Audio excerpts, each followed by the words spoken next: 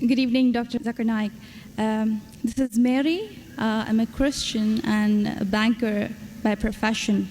My question for you is based on your statement that nowhere in the Bible it's mentioned that Jesus Christ is the Son of God. And based on my knowledge and understanding of Bible, I have picked up two verses to quote, and I would like only your clarification in the light of Islam.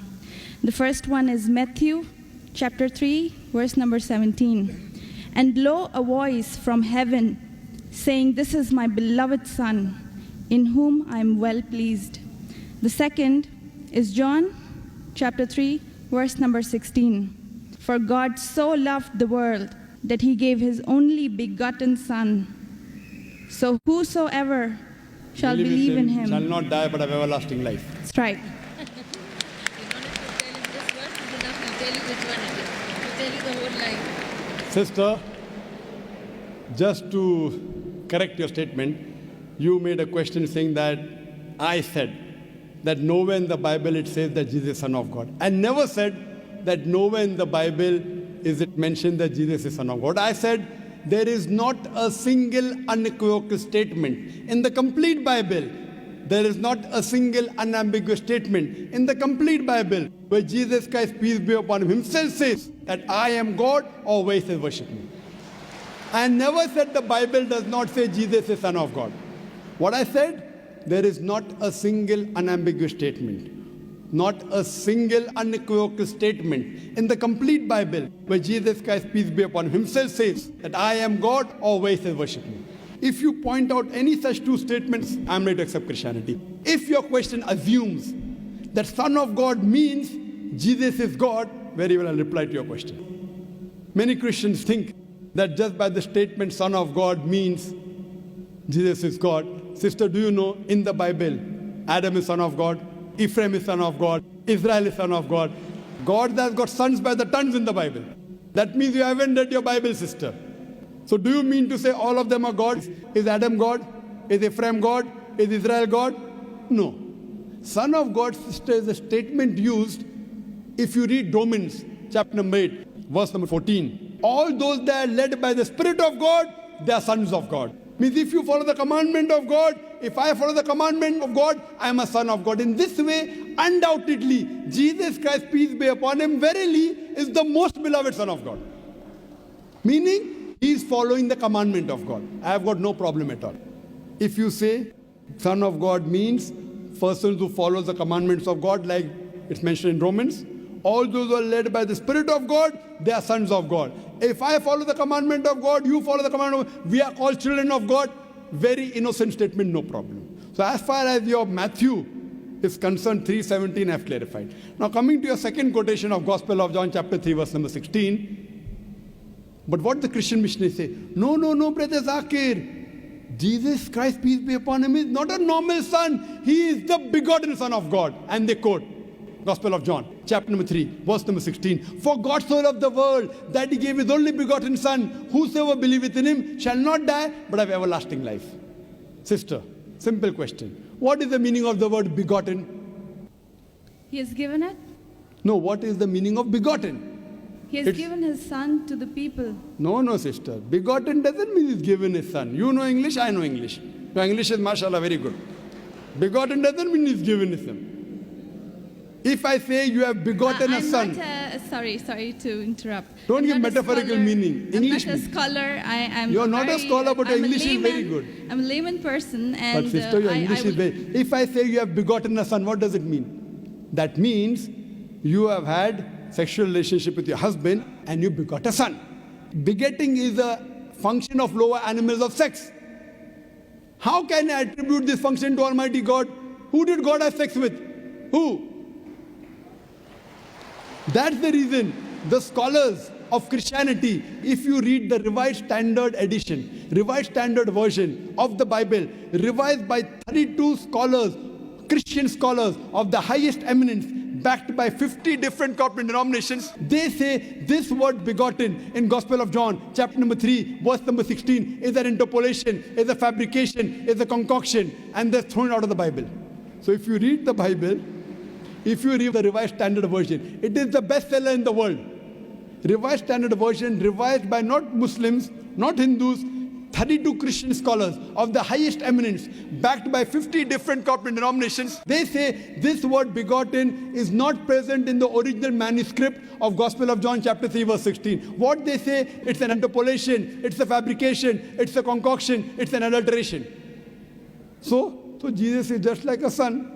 Like Adam was son of God, Ephraim was son of God, Israel was son of God. He's a prophet of God. So I've got no problem in accepting that verily Jesus Christ, peace be upon him, was a prophet and a messenger of God, but he was not God.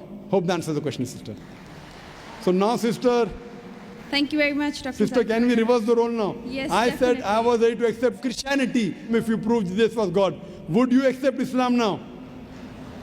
Would you What- agree that I- Jesus I is the have- prophet of God? I have still a few more things to clarify. You're most welcome, sister. Why do Muslims refrain from the statement, Son of God? Why? Yes. If I answer the question, will you accept Islam? Fine, it's not a I compulsion. think we have a huge population of Muslims in the world. We Yes. need believers. We do not need only Muslims by name. Yes, so we want Muslim by deed, so we want to become Muslim by deed, not by name, sister. Okay, coming to your question, that why do Muslims refrain from using Son of God as a phrase? Very good question. And that's the reason, sister, if you read the Quran has got 99 attributes to Allah subhanahu wa ta'ala. Ar-Rahman, Ar-Rahim, Al-Hakim, most gracious, most merciful, most wise. But Allah subhanahu wa ta'ala in his last and final revelation, if there's something like Old Testament and New Testament, Quran is the last testament. In his last testament, he has not used the word Ab. In Arabic, Ab means father. Why? He has used the more difficult word Rab. Rab is more difficult to pronounce than Ab, which means the Lord, the cherisher, the sustainer. He has used Rab as attribute but not Ab. Why? Because in the previous revelation which were changed, Bible is the changed form of the Injil. People have misunderstood the meaning of Son of God. They started thinking to be begotten son. For example, if I tell, young son, beta tumne acha sawal pucha. Son, you have asked a very good question. If a son asked a question of the age of 10, son, you have asked a very good question. But if I say, you begotten son, you have asked a very good question, he may punch me. He will not say, oh, Zakir is elderly, he may punch me. That means I'm abusing his mother. If I say, my begotten son, he'll get angry. I'm insinuating that I had sex with his mother. So son is innocent word, begotten son is not innocent. Same way, the son is a very good word, but people started misunderstanding. So to remove this confusion, that's the reason the Quran does not use the word father as attribute to Almighty God. Otherwise, it's a good word. So same way, we refrain from using Son of God because people start thinking that he's God. No Christian ever comes and tells me Adam is son of God, Ephraim is son of God. Why? Bible says Israel is son of God. Why don't you come and tell me? Because they are programmed. No Christian has come and told me that the Bible says Ephraim is son of God. No, why? Because they are programmed to believe that Jesus Christ is Almighty God. He never said he's Almighty God. And I told you earlier, in my earlier answer, he never claimed divinity. That means you're insulting Almighty God. That means you're insulting Jesus Christ, peace be upon him. That's what I say.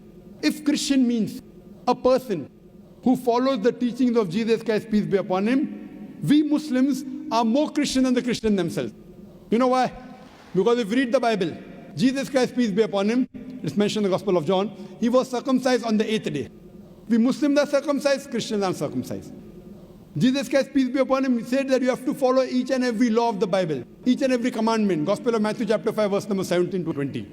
If you break one law or jittle from the commandment, you shall not enter the kingdom of heaven. If you go to the Old Testament, clearly says in the book of Leviticus, chapter number 11 verse number 7 to 8, in the book of Deuteronomy chapter number 14 verse number 8, in the book of Isaiah chapter 65 verse number 2 to 5, that you shall not have pork.